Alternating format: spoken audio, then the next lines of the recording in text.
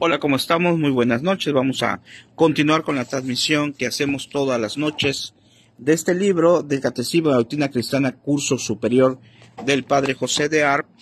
Y hoy vamos a manejar el tema de la promesa del Redentor y preparación para su venida.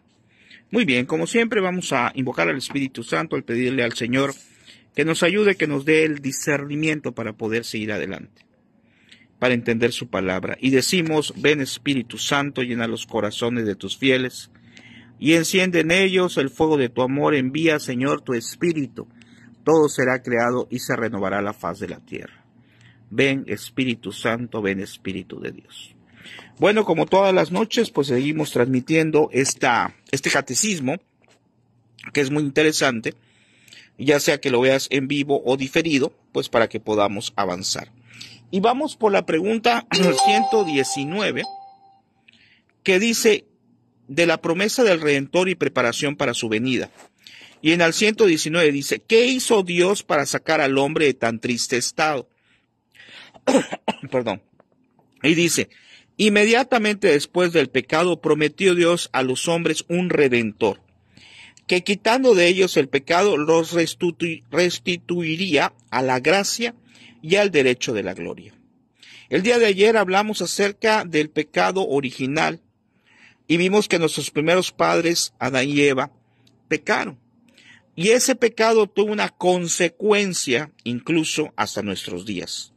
Pues bien, Dios, que nos ama tanto, decidió enviar a su Redentor, es decir, a su propio Hijo, para que pudiera redimir, para que pudiera cambiar, revertir esa situación que se vivía en el mundo a causa precisamente de lo que es el pecado original. Y aquí nos dijo entonces el Señor Dios a la serpiente, es decir, a Satanás: yo pondré enemistad entre ti y la mujer, entre tu raza y la descendencia suya. Ella quebrantará tu cabeza y tú andarás acechado a su calcañal. Génesis 3:15. Esta mujer, quien pues iba a someter al demonio, pues es la Santísima Virgen María. La misma promesa renovó Dios más tarde en varias ocasiones con los patriarcas y los profetas. Entonces vean qué interesante.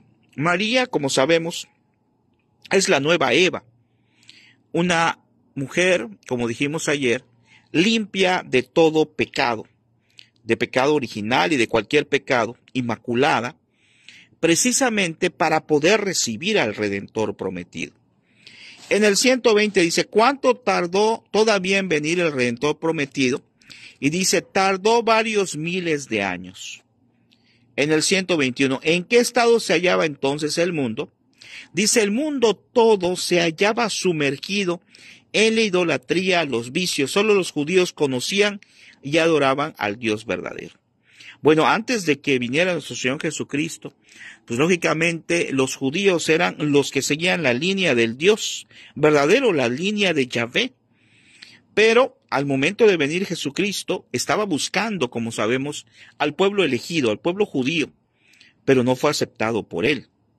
Por eso aquí nos dice en el 122, ¿por qué no vino el Redentor después del pecado?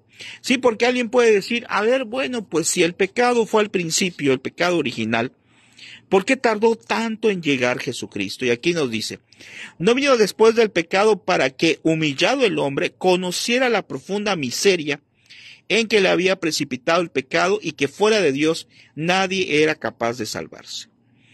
Lo que para nosotros, para los seres humanos, son muchos años, son siglos, para Dios no hay tiempo. Para Dios es un instante.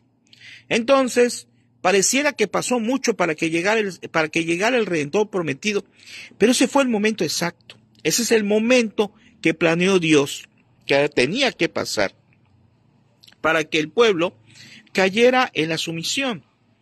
Y cuando llegara el Redentor prometido, pues pudiera salvarse. ¿Qué es lo que ocurre a veces? Que nosotros a veces nos desesperamos, aplicándolo en algo práctico y actual. A veces quisiéramos que las cosas se arreglaran de un momento al otro, que Dios nos arreglara nuestras situaciones y no sufriéramos. O bien, si tenemos un problema, no tardáramos en que se solucionara. Pero hay una cosa interesante que yo he analizado. ¿Qué pasaría si yo tengo un problema? Inmediatamente se arregla. Y tengo otro, inmediatamente se arregla. Pues que el día de mañana me olvidaría de dar gracias a Dios. De hecho, así nos pasa. No sé si te pasa a ti. De repente nos va mal y se arreglan las cosas. Ah, gracias, le decimos a Dios. Otro día a veces se arregla igual, no tan tardado. Y se nos olvida dar las gracias. ¿Por qué? Simple y sencillamente porque nos vamos acostumbrando a que, pues, Dios nos ayude. Y cuando no nos ayuda, porque, pues, algo pasa, a lo mejor no es el momento, a lo mejor no es lo correcto, aunque yo piense que lo correcto es tal o cual cosa, entonces nos molestamos. ¿Qué quiero decir? Que nos olvidamos a veces de ser agradecidos con Dios. ¿Por qué? Porque nos acostumbramos a que, pues, todo se vaya arreglando a veces. Aquí nos dice en el 123, abandonó Dios a los hombres durante todo este tiempo, porque uno puede pensar, pero ¿cómo es posible desde tantos siglos hasta que llega el Redentor? ¿Y dónde estaba Dios? Y dice, no, Dios durante ese tiempo, en consideración a los méritos futuros de Jesucristo, porque ya sabía que iba a venir, concedió de antemano a todos los hombres las gracias necesarias para salvarse. Por eso los justos, aunque no estaba Dios y todavía no podían ir al cielo, los justos se salvaban y iban al seno de Abraham. Los preparó de un modo especial a la venida del Redentor.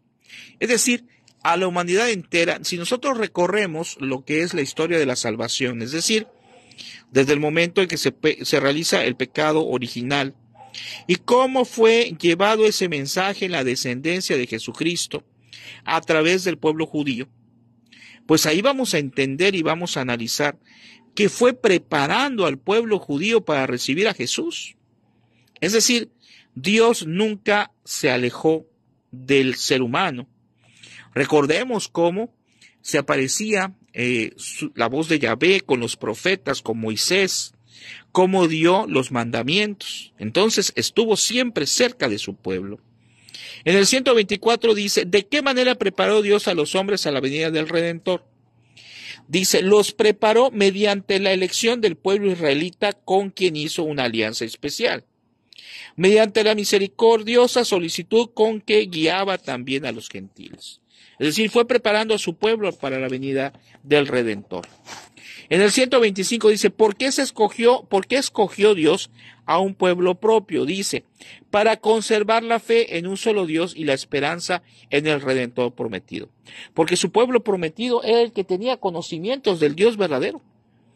En cambio, otros pueblos pues adoraban a dioses paganos, ¿verdad? En el 126 dice, ¿por qué medios conservó Dios la verdadera fe y la esperanza del Redentor? Y nos dice, por medio de la ley con sus sacrificios y ceremonias, porque festejaban, ¿verdad? O celebraban lo que es la Pascua judía, por ejemplo, por medio de figuras y de los anuncios de los profetas que señalaban cada vez con más claridad al Redentor prometido. Conforme iba avanzando el tiempo en que iba a venir ya Jesucristo, pues nos cuenta la historia de la salvación, las Sagradas Escrituras, pues el pueblo judío iba entendiendo, todos iban entendiendo que ya se acercaba el momento, ¿sí? Por eso, por ejemplo, cuando los reyes, lo que conocemos como reyes magos, los reyes de Oriente, ellos ya sabían la profecía, ya sabían que iba a nacer un rey, un Dios que iba a ser el rey de los judíos. En el 123 dice, ¿de qué manera preparó Dios a los gentiles para la venida del Redentor? Por medio de las tradiciones religiosas de los tiempos primitivos que en su especial providencia conservó entre ellos. Por medio de castigos sorprendentes con que intentaba apartarlos del camino de los vicios. Me viene a la mente, por ejemplo, cuando nos habla de Sodoma y Gomorra. Por medio de varones extraordinarios que de tiempo en tiempo hacían entender entre ellos o los enviaba. Aparecía entre ellos o los enviaba. Por medio de sus israelitas que dispersó entre ellos con sus libros santos. Y nos dice, hasta el día de hoy se encuentra entre los pueblos paganos restos inequívocos de tales tradiciones, por ejemplo, sobre el paraíso, la caída del primer hombre, la promesa del Redentor, El diluvio y la destrucción de Sodoma y Gomorra, que fue lo que dije como ejemplo. Y en el caso de los varones extraordinarios, pues nos habla de Job, de Melquisedec, de Balán, de Jodás y de Daniel.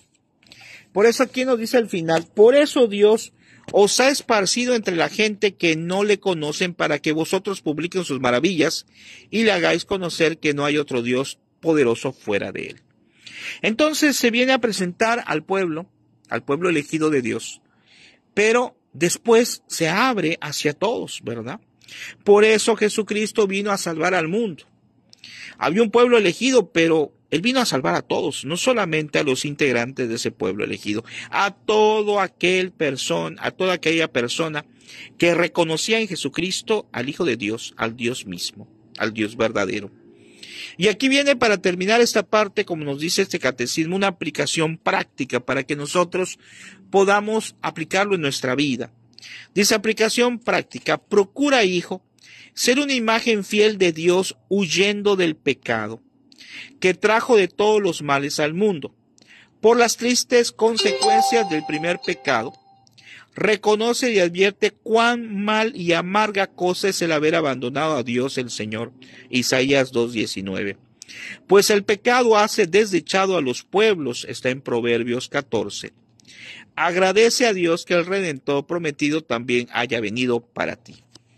Y como una reflexión, como hacemos siempre, tenemos, como aquí nos dice en la aplicación práctica, que analizar y agradecer a Dios que haya enviado a su Hijo Jesucristo para salvarnos. Una vez leía un comentario de una persona, de un sacerdote, que decía que no seamos como un joven que se topó, que le dijo al sacerdote: ¿y para qué vino Jesús? Yo no le pedí que viniera a salvarme. Y decía el sacerdote, si no me equivoco, fue hace mucho tiempo que vi ese video, decía el sacerdote que qué tristeza, porque ciertamente tenemos que ser agradecidos a Jesús por haber venido a salvarnos, por habernos preparado un lugar en el cielo, como él mismo lo dijo en las Sagradas Escrituras, cuando dijo: yo les aseguro que hay muchos lugares en el cielo para ustedes. Entonces, ser agradecidos con Dios por que haya venido su Hijo Jesucristo. Es tanto lo que Jesucristo nos ama, que nos quiere de manera individual, es decir, como ya he dicho anteriormente, nos hizo en serio, no en serie, y eso quiere decir que nos ama de manera profunda. La prueba principal es lo que hemos visto anteriormente, de que nos ha puesto o dispuesto a un ángel de la guarda porque nos quiere mucho, que nos tiene reservado precisamente el cielo porque nos quiere mucho. Y una última situación importante de analizar, como hemos dicho anteriormente, es que tratemos de demostrar ese amor hacia Jesucristo. Nos hizo distintos a cada uno. Por eso aquí tenemos nuestra huella digital y no es igual a nadie. Podemos parecernos, ¿verdad? Yo a veces juego con mis hijos y vamos a pasear a alguna ciudad cercana. Y le digo: a ver, vamos a jugar a ver un doble, les digo, porque a ver quién ve a una persona aquí en esta ciudad que se parezca a uno de la ciudad donde nosotros somos. Y nos divertimos porque empezamos a ver: mira, papá, ese se parece a fulano de tal. Y ese se parece a fulano de tal. Pero analizando, en realidad se parecen, pero nadie es igual. Ni dos gemelos idénticos son iguales. ¿Por qué? Porque intervienen otros factores, intervienen cuestiones pues de salud hereditarias, cuestiones físicas, cuestiones mentales y muchísimas cosas más. ¿Qué te quiero decir con esto? Que Dios, por increíble que parezca, aunque ha habido millones y millones de personas desde la creación del mundo, aunque siguen habiendo millones y millones de personas y algunos pueblos, ¿verdad? Pues están muy parecidos, pero aún así somos distintos. Dios tiene esa capacidad al ser el Dios poderoso, no más poderoso, y no hay nadie más poderoso. El Dios poderoso, el único que tiene todo el poder. Y Él ha hecho en su sabiduría que nadie sea igual a otro, ¿verdad?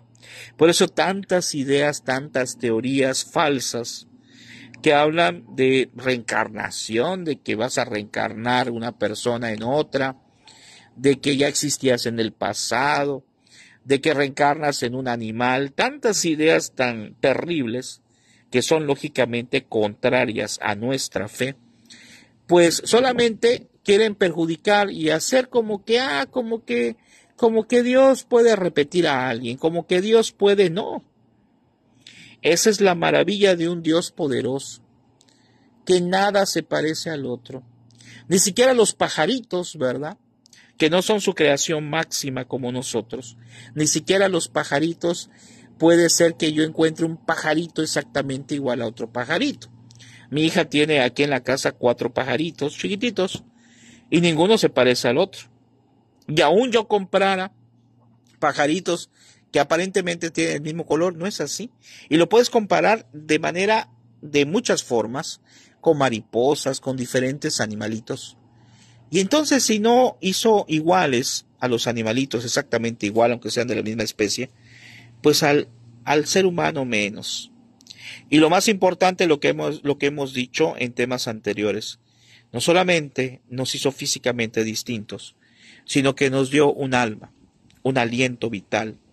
El alma, que es la parte espiritual, que es la parte comunicativa directa con Dios, y que un día, si hacemos su voluntad, podremos estar viéndolo cara a cara, precisamente, y disfrutando plenamente de su amor. Que el Señor les bendiga, les agradezco mucho. Nos vemos mañana, los que gusten estar con nosotros. Mañana vamos a ver, Dios mediante, lo que es el artículo segundo, que es precisamente hablar de nuestro Señor Jesucristo, su único Hijo, nuestro Señor. Y nos dice todo lo que habla Jesús, claro que son varios temas, todo donde habla de Jesús en lo que son el símbolo de los apóstoles. Que el Señor les bendiga y ojalá lo compartan para gloria de Dios. Y seguimos con este curso, todavía nos falta, todavía vamos por la pregunta, nos quedamos en la pregunta 127 y todavía son muchísimas más que nos faltan. Que tengamos una excelente noche. Saludos.